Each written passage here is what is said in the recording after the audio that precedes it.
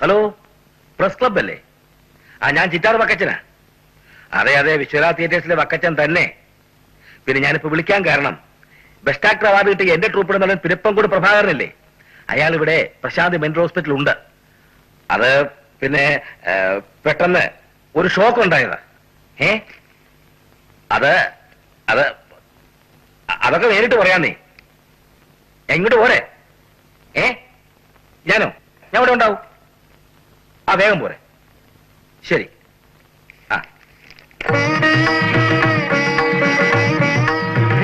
എന്താ ഇത്? പത്രക്കാരാ, പ്രഭാകരന് വാർത്ത കൊടുക്കണ്ടേ? പബ്ലിസിറ്റി കൊടുക്കാൻ പറ്റിയ രോഗം വല്ലതും ആണോ ചേട്ടാ? പ്രഭാകരന് വേണ്ടിയല്ല, നാടകത്തിന് പബ്ലിസിറ്റിക്ക് വേണ്ടിയാ. നാടകത്തിന് കുരിഞ്ഞ ബുക്കിംഗ് ആയിരിക്കും. എന്നാ എന്റെ ഒരു ഫോട്ടോ കൂടെ കൊടുക്കാൻ പറയണേ. എന്തിന്?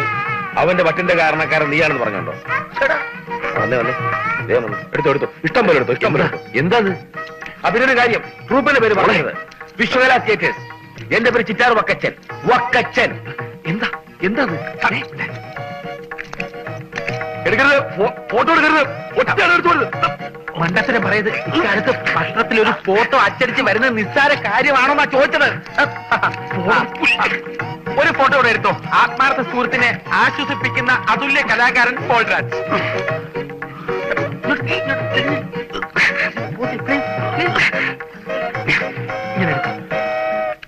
അരങ്ങിലെ പോലെ ജീവിതത്തിലും പത്രക്കാരൻ നന്നായിട്ട് എഴുതിയിട്ടുണ്ട്. അരങ്ങിൽ ഭ്രാന്തനായി അഭിനയിച്ച് ജീവിതത്തിലും ഭ്രാന്തനായി തീർന്ന അതുല്യനായ കലാകാരൻ.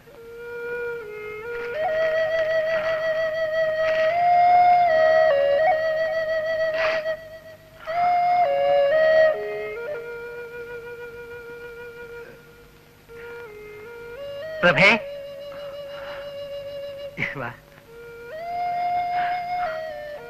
തൃപ്തിയായല്ലോ നിനക്ക്? ഏതായാലും നീ ആള് ഫേമസ് ആയില്ലേ? എനിക്ക് ചൊറിഞ്ഞു വരുന്നുണ്ട്. അയ്യോ, എവിടെ? എന്ത് പറ്റി? സോപ്പ് തേച്ച് ഒന്ന് കുളിച്ചു നോക്ക്. പോളെ, നീ ഒന്ന് മിണ്ടാതിരിക്കുന്നുണ്ടോ? ഈ ചെയ്തതൊക്കെ കുഴപ്പമാണെന്ന് നിനക്ക് ഇപ്പൊ തോന്നുന്നുണ്ടാവും.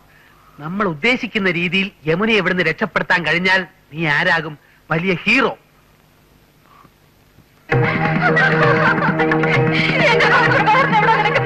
അവിടെ 11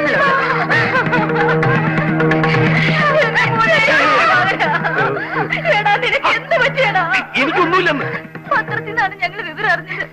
പല നാടകക്കാരികളും കൈവശം തന്നതായിരിക്കും. നിങ്ങൾ പേടിക്കണ്ട, എനിക്ക് ഒരു അസുഖമില്ല. അമ്മയെ പ്രാന്തനും മനുഷ്യനും എന്ന ഞങ്ങളുടെ പുതിയ നാടകത്തിന് വേണ്ടി പ്രാന്തന്മാരുടെ അനുഭവം പഠിക്കാൻ ഞാൻ ഒരാഴ്ച ക്യാമ്പ് ചെയ്തതല്ലേ. പത്രക്കാർ തെറ്റിദ്ധരിച്ചു, ഞാൻ എന്ത് ചെയ്യാനാ? എന്റെ ഈശ്വര, ഇവൻ എന്തൊക്കെയായി പറയുന്നത്? കുടുംബത്തിൽ ആകെ കൂടിയുള്ള ഒരു ആന്തരിക ഞങ്ങളോട് ഈ കടുങ്കൈ ചെയ്തല്ലോ. ഓ, കിടന്ന് കരയാതെ അമ്മേ, എനിക്കൊന്നും സംഭവിച്ചിട്ടില്ല. ദാ നോക്ക്, അമ്മയ്ക്കൊന്ന് പറഞ്ഞ് മനസ്സിലായി കൊടുപ്പീനെ. നമസ്കാരം. ഇങ്ങനെയൊക്കെ ഉണ്ടായിട്ട് നീ വീട്ടിൽ വന്നപ്പോ ഒരു വാക്ക് പറഞ്ഞോടാ ദുഷ്ട. ഇനിയും ചെന്ന് പത്രക്കാരൻ നാട്ടുകാരെ വിളിച്ചോണ്ട് പാടാ. ഞങ്ങളുടെ ചേട്ടൻ എന്താ പറ്റിയ? ഒന്ന് തുറന്നു പറഞ്ഞേ. ഇപ്പൊ ഭ്രാന്തിന് പല കാരണങ്ങളും. നിനക്കറിയാം, ഒരു കാര്യമില്ലാതെ എന്റെ മോനിത് സംഭവിക്കുവോ? അല്ലമ്മേ, നിറച്ച് കാശ് കിട്ടാനുള്ള ഏർപ്പാടുണ്ടാക്കിയ ശേഷമാണ് പ്രഭാകരൻ ഭ്രാന്തനായത്. ഭ്രാന്ത് വന്നതിന് ശേഷം കാശ് കിട്ടിയിട്ട് എന്താ കാര്യം? അല്ലമ്മേ, ഇതിലൊരു വലിയ രഹസ്യമുണ്ടാ. എല്ലാവരും മറിക്കുക. ഒരു കലാകാരൻ മറ്റൊരു കലാകാരൻ നൽകുന്ന സ്വീകരണമാണ്. സാറേ, ആ തലയൊന്നും വെട്ടിക്ക്, ഈ മാലയൊന്നും ഇട്ടോട്ടെ. കൊണ്ടുപോളൂ. അയ്യോ, ഇന്നൽപ്പം കൂടുതലാണല്ലോ. സ്വല്പം ലേശം. സാരമില്ല, സാറേ തലയൊന്നും കിട്ടി മാലയൊന്നും ഇട്ടോട്ടെ.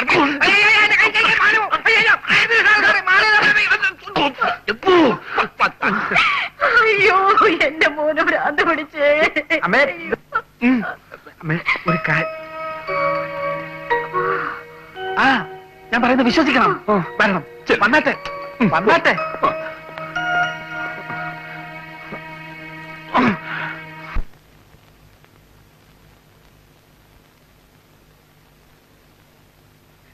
മോളെ,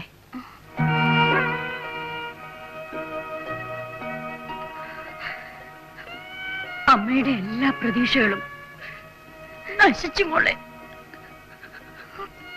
സ്വന്തം ഒന്ന് പറയാൻ പോലും നമുക്കിവിടെ ആരുമില്ല.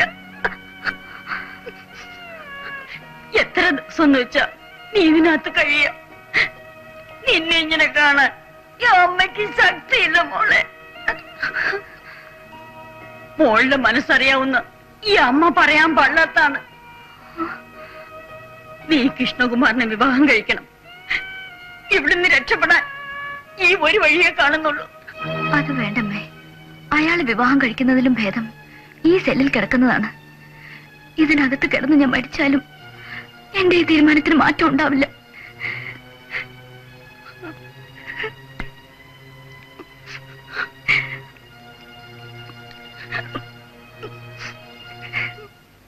ഞാൻ ഫോൺ ചെയ്ത് ഇങ്ങോട്ട് വരാൻ പറഞ്ഞത് ഹോസ്പിറ്റലിൽ വെച്ച് സംസാരിക്കാനുള്ള ധൈര്യക്കുറവുണ്ടാ.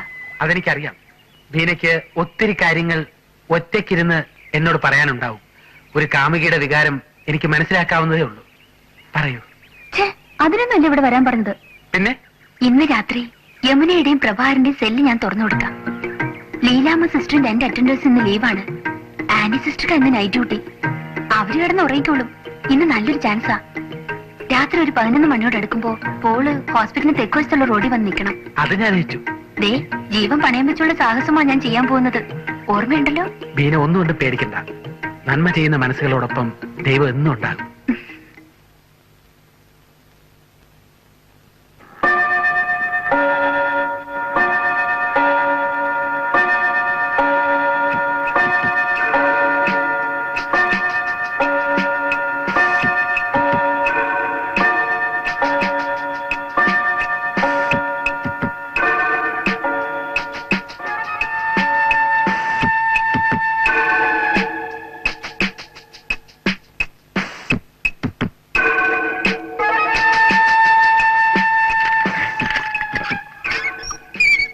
ഇപ്പൊ അവിടുന്ന് രക്ഷപ്പെട്ടോണം. ഹോസ്പിറ്റലിന്റെ തെക്കുവശത്തുള്ള മതിൽ ചാടി വീഴും പോകാൻ. പോൾ അവിടെ കാത്തു നിൽപ്പുണ്ടാവും. യമുന താഴെ വരുമ്പോ പ്രഭാകരൻ അവിടെ ഉണ്ടാവണം. പിന്നെ എല്ലാം സൂക്ഷിച്ചു വേണം. ദാ, ഇത് പോള് തന്നയച്ചതാ. എന്തോ ഡ്രസ്സാണെന്ന് തോന്നുന്നു. Thank you sister, thank you very much.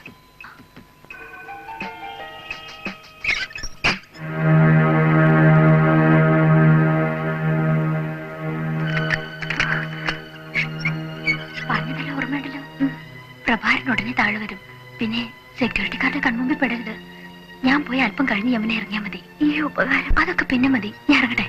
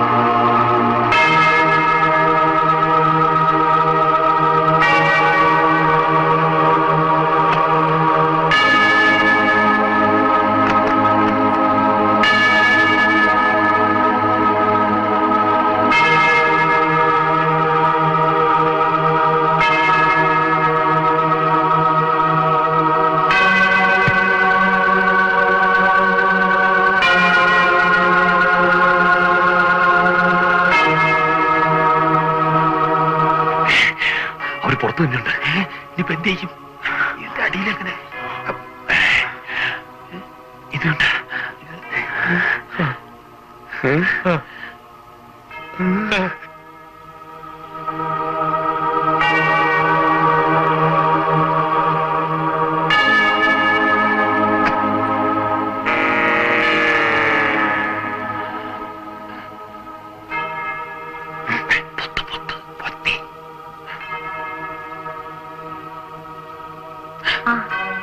ഭരണങ്ങാനത്തൊന്നും വരുന്നതല്ലേ?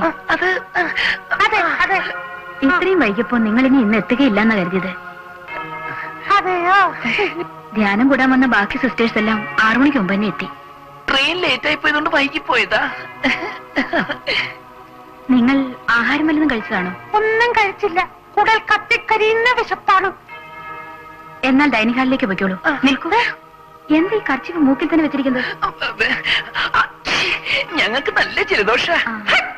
നല്ല പനി. 110 ഡിഗ്രി വീതമുണ്ട്. അതെയോ? എന്നാ ഇന്നിനി ഒന്നും കഴിക്കണ്ട, റെസ്റ്റ് എടുത്തോളൂ. ദേ റൂം നമ്പർ 34ലേക്ക് പോയിക്കോളൂ. പനി അല്പം കുറഞ്ഞിട്ടുണ്ട്.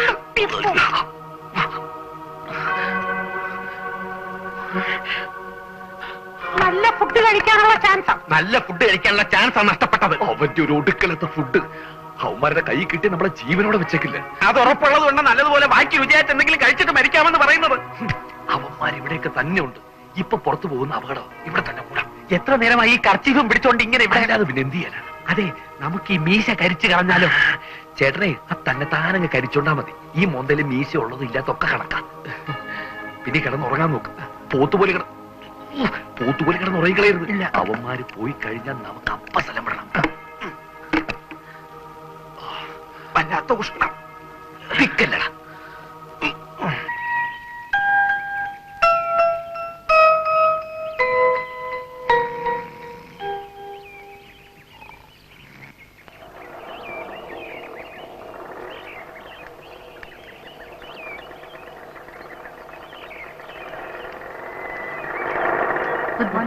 Good morning.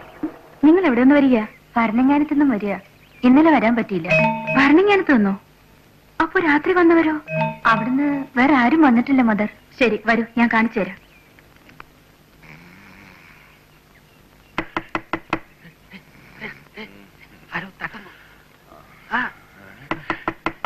നേരം വിളിത്തോ? ചിലപ്പോ ബ്രേക്ക്ഫാസ്റ്റ് തരാൻ വിളിക്കായിരിക്കും.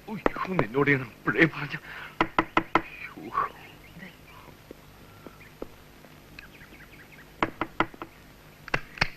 നിങ്ങൾ ഭരണങ്ങാനത്ത് നിന്നാണോ വരുന്നത്? അല്ല,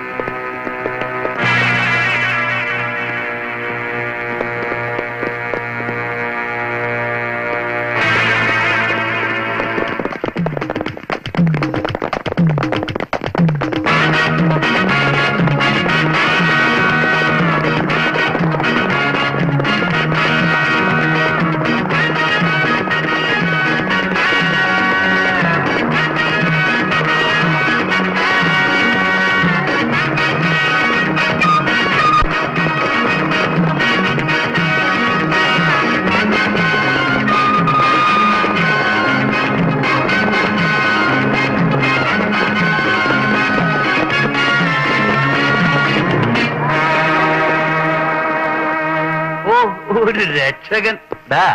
ഡോക്ടർ കൃഷ്ണകുമാർ ഇതുവരെ ആരും തോൽപ്പിച്ചിട്ടില്ല. പിന്നെയല്ലേ പീറോ നാടത്തിന് ഭ്രാന്തം വേഷം കെട്ടുന്ന നീ.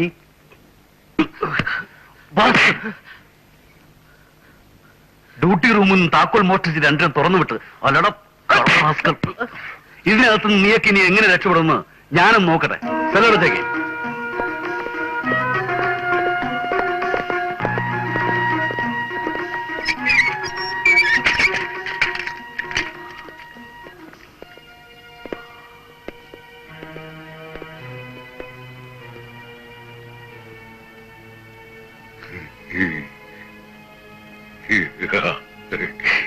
ഇത് സാറിന്റെ ഓപ്പറേഷൻ എത്രാമത്തെ ഘട്ട പറയടാ. വിഷമിക്കാതെ പ്രഭേ, മഹാന്മാർക്ക് എപ്പോഴും ഇതേപോലുള്ള പരീക്ഷണ ഘട്ടങ്ങൾ നേരിടേണ്ടി വന്നിട്ടുണ്ട്.